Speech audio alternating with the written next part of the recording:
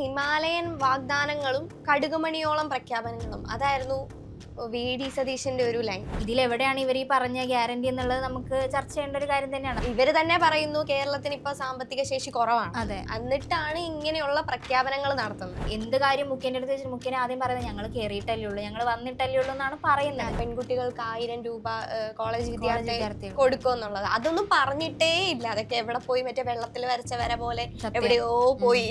പ്രതിപക്ഷ നേതാവ് പറഞ്ഞു കൃത്യമായ ഒരു ബ്ലൂ പ്രിന്റ് പോലും ഇല്ല എന്നുള്ളത്. യഥാർത്ഥത്തിൽ അങ്ങനെ തന്നെയല്ല. ഒരു കൃത്യമായ ഒരു ബ്ലൂ പ്രിന്റോ അല്ലെങ്കിൽ ഒരു പ്ലാനിങ്ങോ ഒന്നും ഇവരുടെ കയ്യിലുണ്ടെന്ന് എനിക്ക് തോന്നുന്നില്ല. കുട്ടികൾ ഇങ്ങനെ പോകുന്നതിനെ കഴിഞ്ഞ സർക്കാരിന്റെ പിടിപ്പുകേടാണെന്നുള്ള രീതിയിലുള്ള വിമർശനങ്ങൾ നടത്തിയ ഒരു സർക്കാരാണ് ഇത് വന്നത്.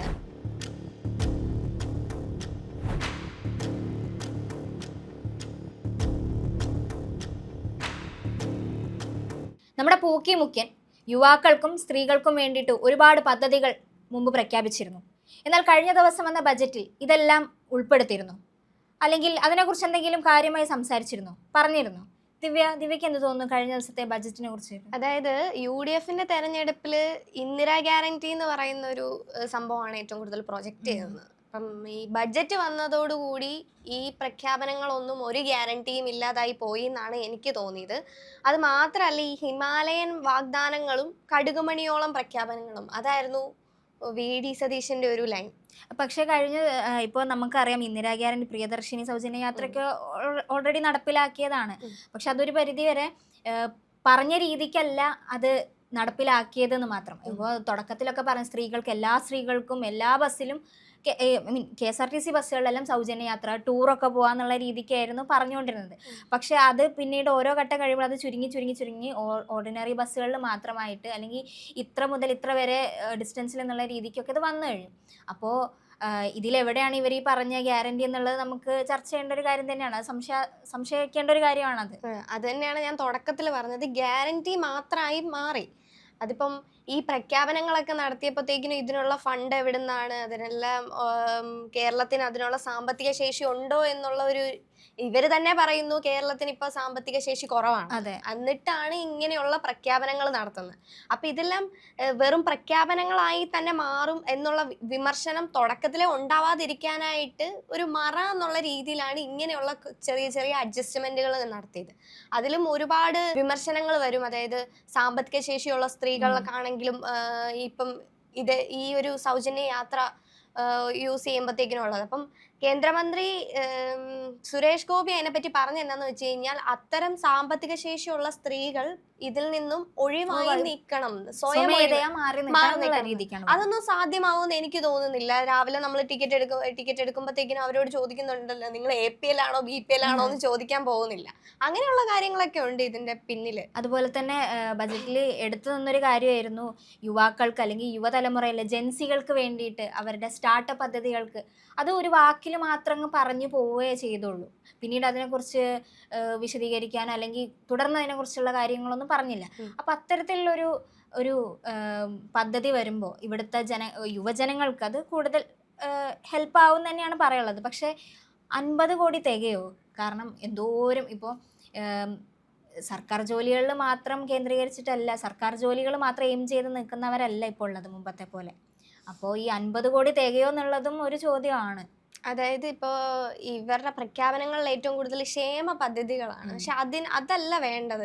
സത്യം പറഞ്ഞു കഴിഞ്ഞാൽ യുവാക്കൾക്ക് വേണ്ടിയിട്ട് അല്ലെങ്കിൽ യുവജനങ്ങൾക്ക് വേണ്ടിയിട്ട് തൊഴിലില്ലായ്മ ഒരു പ്രശ്നമായിട്ട് നിൽക്കുന്ന ഈ സാഹചര്യത്തിൽ അവർക്ക് തൊഴിൽ കൊടുക്കുന്ന പദ്ധതികളാണ് കൂടുതലും കൊണ്ടുവരേണ്ടത്. അതിന് വേണ്ടിയിട്ടുള്ള കാര്യങ്ങളൊക്കെയാണ് സർക്കാർ ചെയ്യേണ്ടിയിരുന്നത്. അതിന് പകരം ഇപ്പം അതിൽ ഏറ്റവും എടുത്ത് പറയേണ്ട ഒരു കാര്യം ഉണ്ടായിരുന്നു, പെൺകുട്ടികൾക്ക് 1000 രൂപ കോളേജ് വിദ്യാർത്ഥി കൊടുക്കുമെന്നുള്ളത്. അതൊന്നും പറഞ്ഞിട്ടേ ഇല്ല. അതൊക്കെ എവിടെ പോയി, മറ്റേ വെള്ളത്തിൽ വരച്ച വര പോലെ എവിടെയോ പോയി. അങ്ങനെയുള്ള സാഹചര്യമാണ് ഇപ്പോൾ ഉള്ളത്.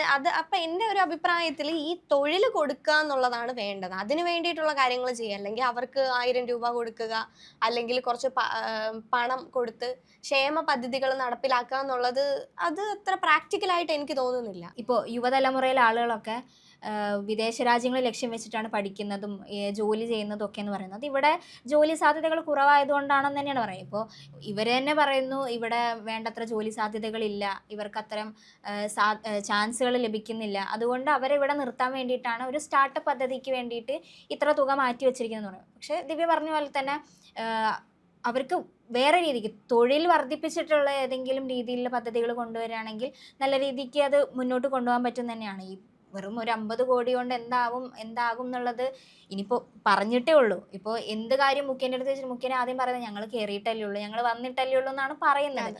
അപ്പോൾ ഇതിപ്പോൾ വന്നിട്ട് 1 മാസം കഴിഞ്ഞു. ഇപ്പം നമ്മൾ നേരത്തെ സംസാരിച്ച പോലെ തന്നെ 1000 രൂപയുടെ കാര്യമൊന്നും ബജറ്റിൽ പോലും ഇല്ല. അപ്പോൾ ഈ 50 കോടി 50 കോടി തികയ്ക്കുക എന്നുള്ളത് നമുക്ക് അറിഞ്ഞുകൂടാ. അതിലിപ്പോ പറയാനായിട്ടാണെങ്കിൽ ഈ പ്രഖ്യാപനങ്ങൾ നടത്തിയപ്പോഴത്തേക്കിന് ഇത്ര കോടി അവിടെ ഇവിടെ എന്നെല്ലാം പറയുന്നുണ്ട്. ഈ കോടികളൊക്കെ എവിടുന്നാണ് എന്നുള്ള രൂപരേഖയോ അല്ലെങ്കിൽ അതേപോലെ തന്നെ ഈ മുഖ്യമന്ത്രി പറയുന്ന പ്രധാനപ്പെട്ടുള്ള എപ്പോഴും പറയുന്ന ഒരു കാര്യമാണ്, ഞങ്ങൾ വന്നിട്ട് ഇത് പഠിക്കുന്നല്ലേ ഉള്ളൂ, പഠനം നടക്കുകയാണ്. അതുപോലെ തന്നെ ഈ പദ്ധതികൾ കൊണ്ടുവന്നു കഴിഞ്ഞു കഴിഞ്ഞാൽ ആദ്യഘട്ടം ഇവർക്കറിയില്ല ഇത് വിജയിക്കുമോ, ഇതെങ്ങനെയാകും, ഇതിന്റെ ഒരു ഭാവി എന്ന് അറിയില്ല. അതിനു മുന്നേ ഒരു പ്രഖ്യാപനം നടത്തുക, അതിനു ശേഷം അതിനെ മറയാക്കിക്കൊണ്ട് കുറച്ച് ഫണ്ട് ഇത്ര ഫണ്ട് ഞങ്ങൾ ഇതിലേക്ക് കരുതുന്നു എന്ന് ബഡ്ജറ്റിൽ പറയുക. പക്ഷെ ഇതൊന്നും നടപ്പിലാക്കുമോ, അത് നടപ്പിലായി കഴിഞ്ഞാൽ എങ്ങനെയാണ്, അത് മുന്നോട്ട് കൊണ്ടുപോകുന്ന ഫ്യൂച്ചറിൽ എങ്ങനെയായിരിക്കും ഇതിന്റെ ഒരു റിസൾട്ട് എന്നുള്ള രൂപരേഖ അവർക്ക് പറയാൻ സാധിക്കുന്നില്ല. ഇപ്പോൾ ഇത് ലക്ഷ്യം വെച്ചിട്ട് തന്നെ ഇപ്പോൾ ഇങ്ങനൊരു ഈ ബജറ്റിൽ ഈ ജൻസികളുടെ കാര്യം പറഞ്ഞുകൊണ്ട് തന്നെ അത് വലിയ രീതിയിൽ ഒരു ആഘോഷമാക്കുന്നുണ്ട്, അല്ലെങ്കിൽ ഒരുപാട് പ്രതീക്ഷ നൽകുന്ന ഒരു പദ്ധതിയാണത്. അപ്പോൾ അങ്ങനെ ഒരു പ്രതീക്ഷ നൽകിയിട്ട് ഇത് ലക്ഷ്യം വെച്ച് ഇവിടെ നിൽക്കുന്ന കുട്ടികൾക്ക് അവസാനം ഒന്നുമില്ല എന്നുണ്ടെങ്കിൽ കടിച്ചതുമില്ല പിടിച്ചതുമില്ല എന്ന് പറഞ്ഞ അവസ്ഥയിലേക്ക് പോകും. അപ്പോൾ അതിന് കൃത്യമായ ഒരു രൂപരേഖ വേണം എന്നുള്ളത് അത്യാവശ്യമുള്ള കാര്യം തന്നെയാണ്. അത് ഇന്നല്ലെങ്കിൽ നാളെ അതിനെക്കുറിച്ച് വിശദമായിട്ടുള്ള ചർച്ചകൾ വരണം. അല്ലെങ്കിൽ ഇപ്പോൾ നമ്മുടെ പ്രതിപക്ഷ നേതാവ് പറഞ്ഞു കൃത്യമായ ഒരു ബ്ലൂ പ്രിന്റ് പോലും ഇല്ല എന്നുള്ളത്. യഥാർത്ഥത്തിൽ അങ്ങനെ തന്നെയല്ല. ഒരു കൃത്യമായ ഒരു ബ്ലൂ പ്രിന്റോ അല്ലെങ്കിൽ ഒരു പ്ലാനിങ് ഒന്നും ഇവരുടെ കയ്യിലുണ്ടെന്ന് എനിക്ക് തോന്നുന്നില്ല. പെട്ടെന്ന് അങ്ങ് ഇവരെ ആകർഷിക്കാൻ വേണ്ടിയിട്ട് ഇങ്ങനെ ഒരു പദ്ധതി കൊടുക്കാം എന്നുള്ള രീതിക്ക് പറഞ്ഞ പോലെ എനിക്ക് തോന്നിയത്.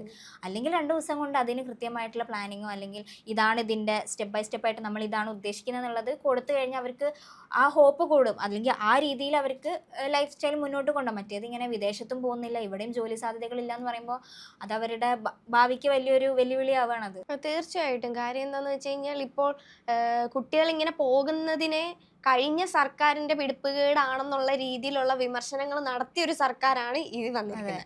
അവരപ്പൊ തന്നെ പറഞ്ഞിരുന്നു കുട്ടികൾ ഇങ്ങനെ പോകുന്നത് ഇവിടെ ശരിക്കും ഒരു നല്ല ഒരു വിദ്യാഭ്യാസ സാഹചര്യമില്ല, അല്ലെങ്കിൽ തൊഴിൽ കിട്ടുന്ന രീതിയിലുള്ള ഒന്നും ഇല്ലാത്തത് കൊണ്ടാണ് കുട്ടികൾ അങ്ങനെ പറക്കുന്നത് എന്നാണ് വി ഡി സതീശൻ അന്ന് പറഞ്ഞത്.